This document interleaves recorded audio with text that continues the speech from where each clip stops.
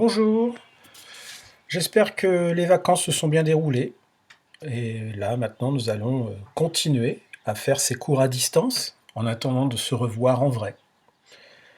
Aujourd'hui, séquence intitulée Énergie et puissance. Et pour la première séance, nous allons nous intéresser sur la différence entre grandeur et unité et sur une grandeur bien particulière qui s'appelle l'énergie. Grandeur et unité, je vous l'ai déjà dit en classe plusieurs fois, il faut faire attention, même l'an dernier, il faut faire attention à ne pas mélanger les deux. Il y a souvent une confusion entre cela. Alors je vais prendre un exemple que vous connaissez quasiment par cœur, c'est la longueur. La longueur, ou la distance, ou la taille, c'est une grandeur, ce qu'on appelle une grandeur. Et souvent vous confondez avec les unités qu'on utilise. Alors souvent, nous, on utilise l'unité du système international, le mètre. Ça, c'est l'unité qui mesure la grandeur.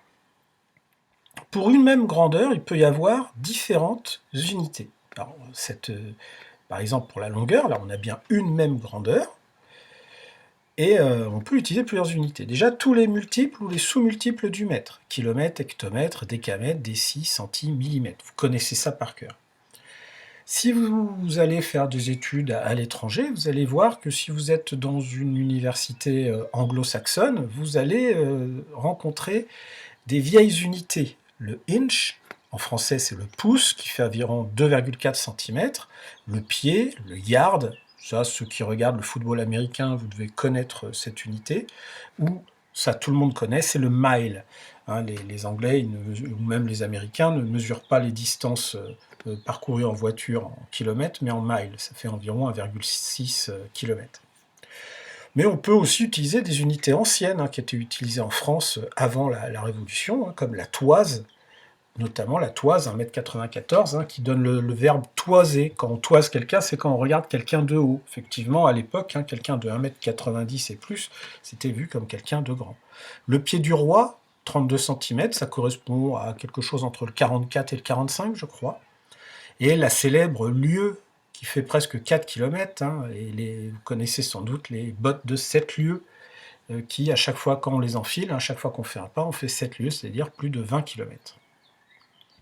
Là, j'ai rappelé comment fonctionnaient les préfixes multiplicateurs ou diviseurs pour différentes unités, des unités de la grandeur longueur, le mètre, des unités de la grandeur des masses, les grammes, les litres.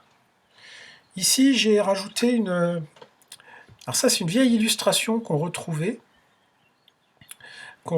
dans les vieilles salles de classe. On voit ici les 6 unités principales, donc il faut voir que c'était dans les écoles communales, des écoles rurales pour la plupart. On voit bien que l'unité principale, c'est l'unité qui mesure la grandeur longueur, le mètre.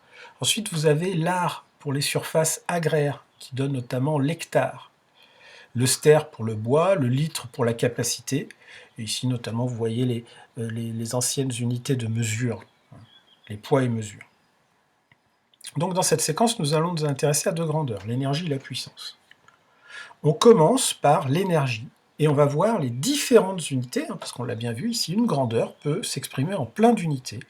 On va voir les différentes unités qu'on utilise pour mesurer l'énergie. L'énergie, vous connaissez ce mot, c'est un petit peu difficile de savoir exactement ce que c'est.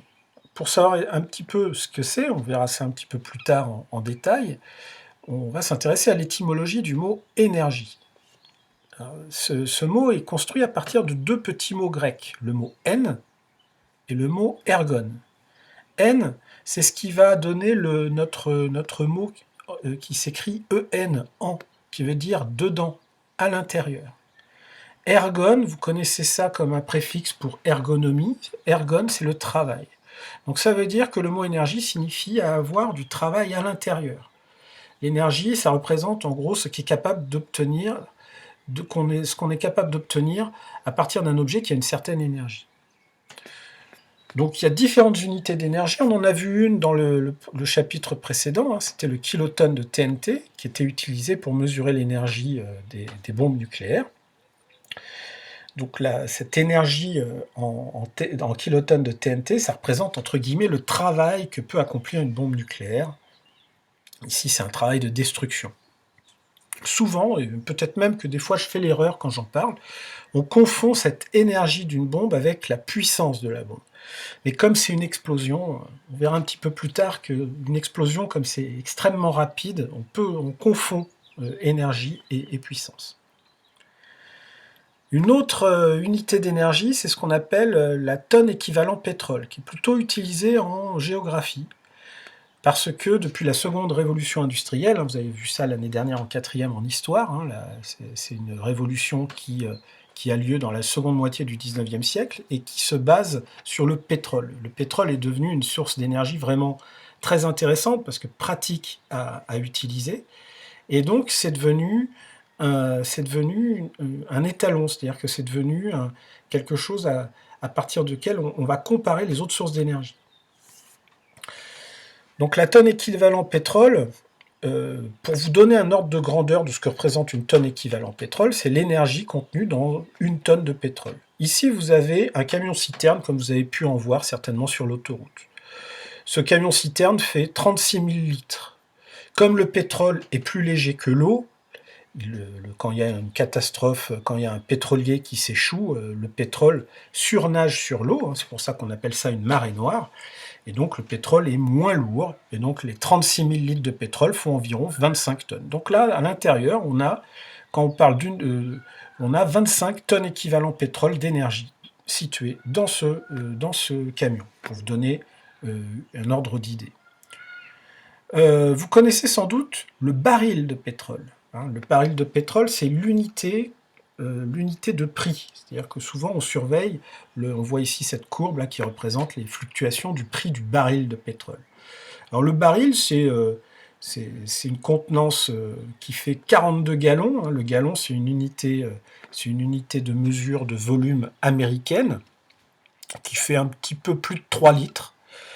Et pour nous, ça fait 159 litres. Un baril fait environ 0,14 tonnes équivalent pétrole. Une tonne équivalent pétrole fait environ 7 barils, quelque chose comme ça. Pour faire la jonction avec l'énergie nucléaire, il faut savoir qu'une tonne d'uranium contient de l'énergie qu'on peut utiliser, qui représente entre 10 000 et 16 000 tonnes équivalent pétrole. Alors, pourquoi il y a une telle fourchette entre 10 000 et 16 000 ? C'est parce que ça dépend de la technologie du réacteur utilisé. Là, actuellement, on est en train de construire une nouvelle génération de réacteurs qui sera beaucoup plus performante. Bon, pour se rendre compte que l'uranium, l'énergie nucléaire, renferme beaucoup d'énergie, on va essayer de voir à combien ça représente 25 tonnes équivalent pétrole, c'est-à-dire quelle masse et puis quel volume d'uranium a la même énergie qu'une grosse citerne comme ça. Alors j'ai fait les calculs, faut me faire confiance. Donc un camion-citerne qui a 25 tonnes équivalent pétrole a la même énergie, si on fait une règle de 3 avec ces données-là, que 1,9 kg d'uranium. L'uranium a une grosse densité, c'est 19 kg par litre. Donc si on fait le calcul, c'est-à-dire que 0,1 litre, ou 10 centilitres, ou 100 millilitres, vous ne savez peut-être pas à quoi ça correspond, donc j'ai mis cette image ici. Vous connaissez certainement les mini canettes de Coca qui font 150 millilitres, c'est-à-dire que moins d'une mini canette de Coca a la même énergie à l'intérieur que cette grande citerne remplie de pétrole. C'est pour vous dire que, justement, l'énergie nucléaire renferme énormément d'énergie. Donc ça, c'est plutôt utilisé pour tout ce qui est ressources énergétiques à grande échelle. Une autre unité d'énergie qui est très utilisée,